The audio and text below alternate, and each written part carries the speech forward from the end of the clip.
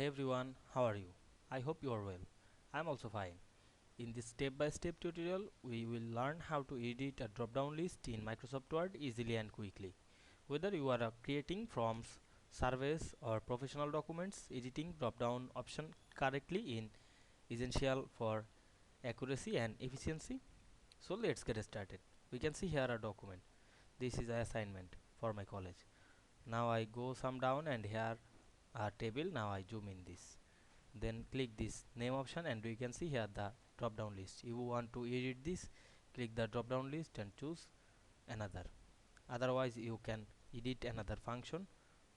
Go to the file menu, go to the option, then go to the customize ribbon and edit the developer option to this ribbon. Now I am check mark on the developer, then click OK, then go to the developer and here the drop down list.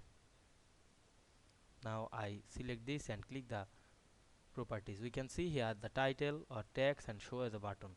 Now I am write something. You can write another text. You can add any value.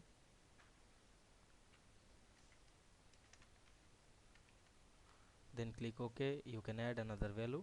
Then click OK. Now I click the drop down menu and we can see here a name. Now we can see we edit the drop down list very easily. I hope you understand this process.